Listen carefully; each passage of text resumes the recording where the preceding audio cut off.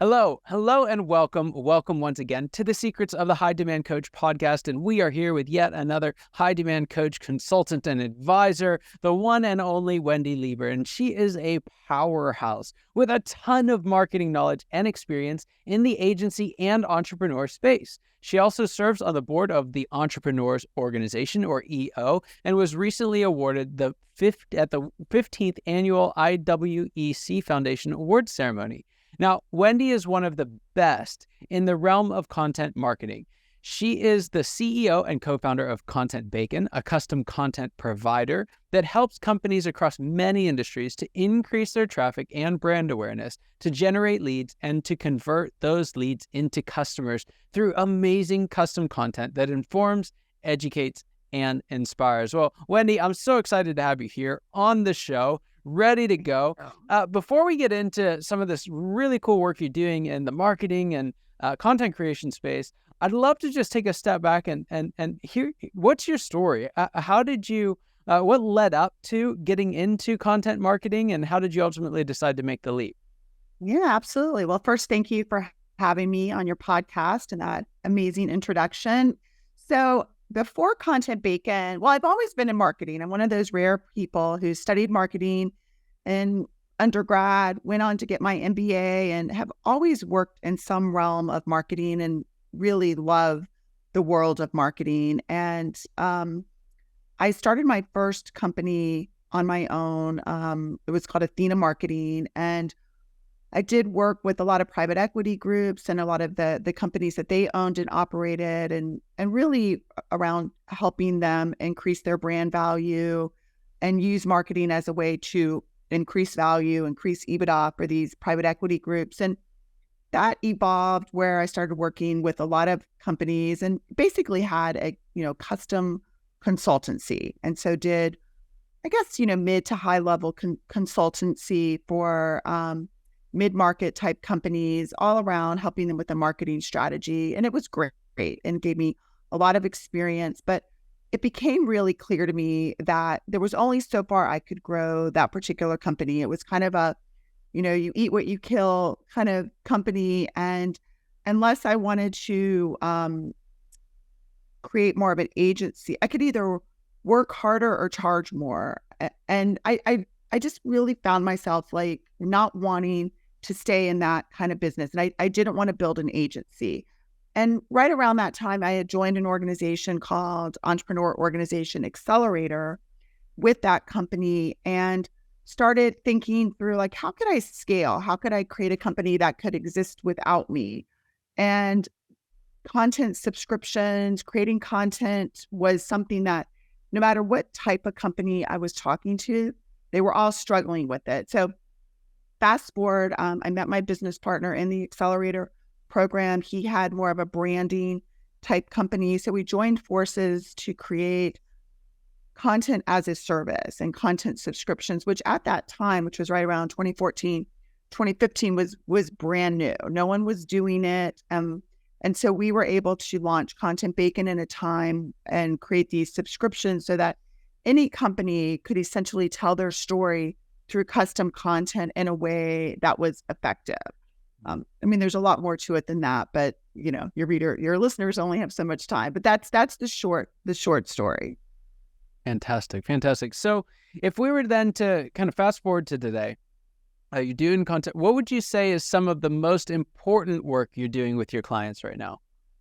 Some of the work we do today is very similar to how we started. So, every company needs to look alive online, right? Like, we've had companies call us that are like, people think we're out of business because, our blog hasn't been updated. Like, we haven't done anything with our social media, and people think we're out of business. So one of our foundational subscriptions, which is really what we started with, is monthly blog articles. Like, I kind of hate using the word blog anymore. It feels so like dated, but it's still a blog. It's articles. It's a way to keep your presence up to date with interesting, relevant information, and then repurposing that on your social media in some type of monthly newsletter. It's really basic, but really effective. And so many companies I find are looking for that shiny new object, like, let me do this, let me do that. But if they're not doing the basics and building that strong foundation, it's really hard to do some of the other stuff effectively. So to me, it's kind of always going back to the basics and having monthly content that's helping your audience, educate, entertain, inform, or inspire is where it starts. And then from that, you can really build on. But I think that's the most important work we do, because in doing that, you have to understand what is important to you as a company, what kind of information is important to your audience. And that's no easy feat. It sounds easy and people think, oh, well, I could just plug it into AI and AI can do it. But it's not that easy to come up with it and then do it effectively in a way that connects with your audience. And so I feel like our ability to draw out the story from our customers that's very compelling is so important, so fun, and so effective. Mm. And so what is the role of that story in this kind of space of inbound marketing? So I guess for just to make sure we're all on the same page, give us a quick working definition for inbound marketing and why folks should pay attention to it. Yeah. So in today's day and age, everyone can find what they want when they want it. So inbound marketing is your audience's ability to find you and reach out to you on their terms. So rather than you having to perhaps interrupt them with a commercial or an ad or something that they didn't ask for. And again, nothing wrong with that. Those all play an important role. Inbound is more, they're searching for something. They're looking for an answer. They're looking for a solution. They're looking for inspiration. And because you've got content out there that supports that, they're able to find you and then interact with you on their own terms. So inbound is all of the ways a company can tell their story, educate, provide valuable information in a way that if it's 3:00 in the morning and you want to research, maybe download something, you can do it. You don't have to wait to talk to a customer service rep. You don't have to wait to get something, in the mail. You can do it all on demand. And as a result of that, you build trust and likability, which then has, those potential prospects, some of them willing to go to the next step and say, hey, this company has really been great. They're providing me really valuable information. I want to now take the next step and perhaps, be a customer, be a client. Yeah. One of the things that you've mentioned a couple times here, and I think I even saw it on your site, was this idea of scalability, right? Yeah, you talked about this in some of your PE work early on and even in your own work. So what's the role of inbound marketing in building a scalable company? It's huge because you are building an asset with all of this content, right? So content you create today is, potentially still working for you 1 year from now, 2 years from now, maybe indefinitely. And all of that content is building a platform for you so that you continue to have this strong presence so that it's building that audience without you always having to do something. So it's kind of an always on type approach. And when you're scaling a company, you want to create that platform where if someone's looking for you, they're going to find you. And so, again, like we sometimes refer to content like, when's the best time to plant a tree? Well, it was probably 20 years ago. It's the same thing with content. If you're not out there creating, distributing content on a consistent basis, then your audience is, potentially never going to find you. And having this as an asset adds more value to your company, and it gives you the ability to, have this kind of 24/7 always on type approach so that you don't necessarily need to find a prospect during business hours. They can find you whenever they want. So it's really important. And just one more, there's probably a lot more on that, but one more thing in particular is the use of automation is also really helpful, and not to be confused with or replaced with like the human touch. But again, if you've got someone on your site and you see that they're maybe doing something different that looks like, oh, they're farther down the customer journey than maybe someone just poking around. You can set up automations to really help engage with them so that you're not always relying on a human being who will often forget or make mistakes, but you can use automation to nurture and build that relationship, which again, really creates a lot of options for scalability. If you just don't have the resources, to expand your team, automation and can often do some of that for you. Yeah. So we've had a couple major shifts recently, COVID being one of them, and there's a little bit of how's the world retaking shape. But another one that you've already mentioned is AI. And so how have you, you've been doing this for a while now, how has content marketing, inbound marketing in general, how's that changed over the last 4 or 5 years? So COVID was interesting. COVID woke a lot of companies up who were doing really well in spite of a very poor digital presence. So COVID for companies like ours was I hate to say a good thing, but it was a good thing because a lot of companies started paying attention to their digital presence because that was the only way they could interact. And so, companies that used to go to trade shows or networking events or, do things that maybe might be classified as more traditional advertising were like, wow, if someone came to my website today, they would actually think I was out of business. So that really helped a lot of companies wake up and invest in their digital presence and, learn to do things like this, get on a Zoom call. I remember one of our clients was an attorney, and I remember him saying pre-COVID, like, we'll never have a business where we can do a meeting on Zoom. Like it's just all face-to-face.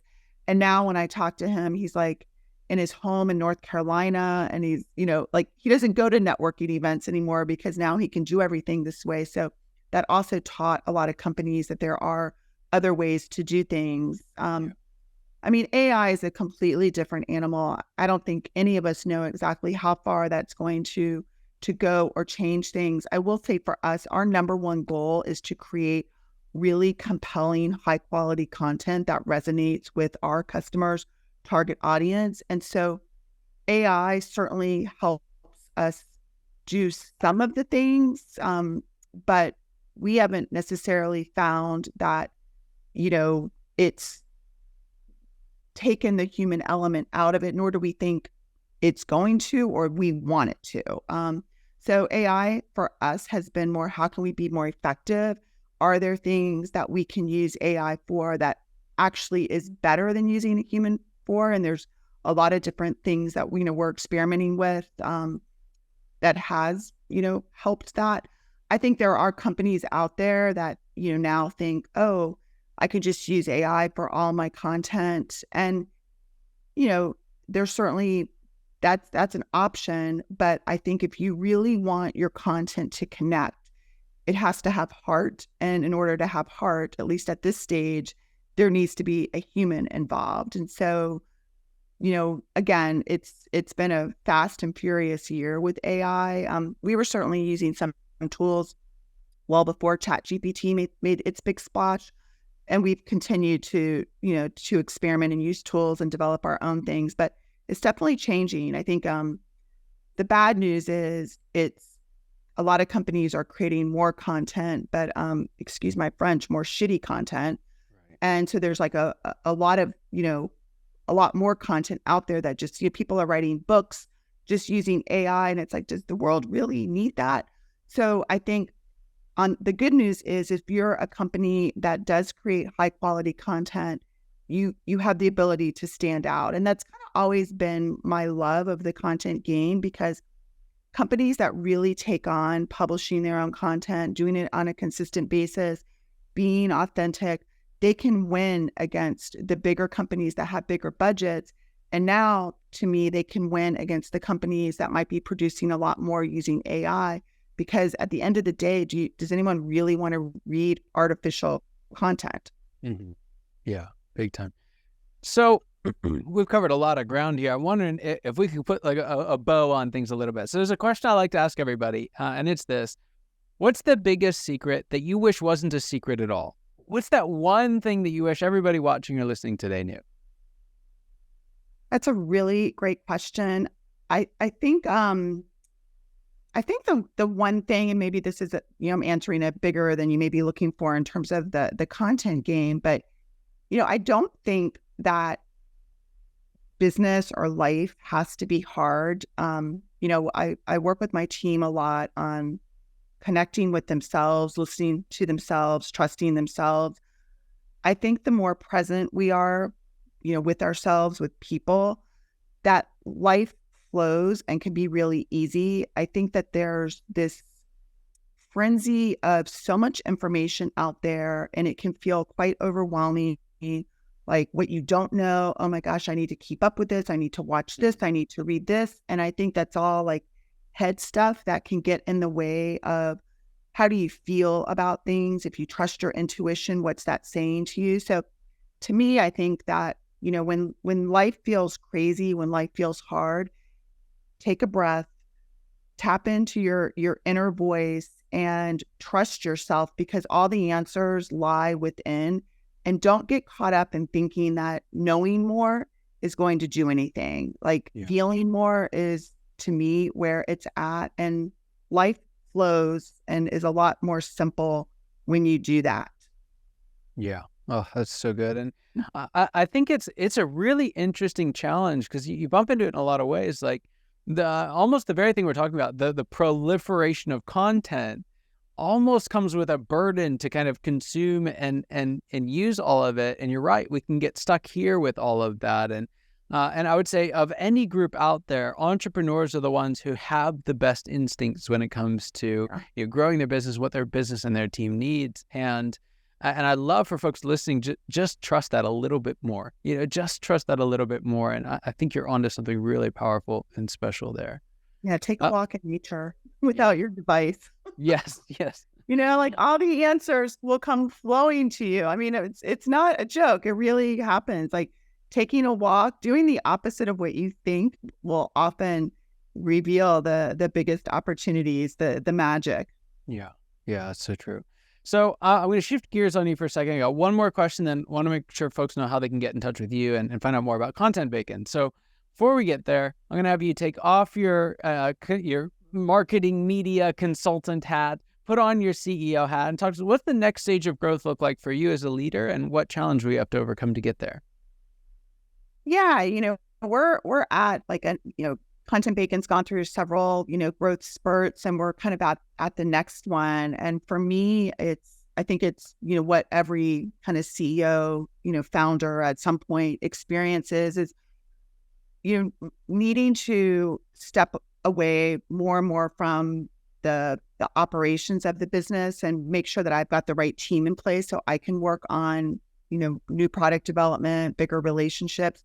We've got a lot of really cool stuff that we have been working on and developing. So I think, I heard a saying once by a coach that I worked with that, an organization can only grow to the degree that its leader grows. And so I'm always interested in, where am I holding things back? And I think it's, again, like be the CEO, be the visionary, stay in that lane, trust my operations team, trust my team, continue to develop them, but not, get in the thick of it. So I've gone through that a few times. I think I'm at, another spurt where really investing my time, my attention in some bigger picture things so we can grow to that next level is what I'm really looking forward to. And I'm very lucky. I have an amazing team. We have an amazing culture, and I'm just really looking forward to, that next step for me and launching some of these new products, new initiatives that have kind of been germinating for the last year, but I haven't given myself the time or the space to take them to the next level. Yeah. Oh, I love that. I love that. And it's exciting, right? Like it's challenging. It's different. It's this whole new world, but it's exciting as well. And as entrepreneurs, it's what we've signed up for. There's always a new challenge waiting to be had. So there's some folks listening and they've had in the back of their mind, we've got to do some stuff around marketing, and they realize 2024 is the year we're going to make this happen. How do we do it? How can they find more out about you and the work that you guys do at ContentBacon? Yeah, definitely go to our site, contentbacon.com. Reach out to me, Wendy with the Y at ContentBacon. I'd love to chat with anyone that is wondering where to start. We're we're big. Part of our culture is, we love to give before we get. We have tons of resources on our site. If you're looking to, figure this out on your own, we have roadmaps and, how to launch a content creation plan and how to come up with the right content ideas. So if you're someone who wants to learn, wants to do it yourself, we have all the resources. If you're someone who's like, hey, do it for me, we're also, here to support and help. That's fantastic. Wendy, thank you so much for your time today. It was just an absolute honor having you on the show. And so quick. Yeah, it did. And for those of you watching and listening, your time and attention mean the world to us. I hope you got as much out of this conversation as I know I did. And I cannot wait to see you next time. Take care.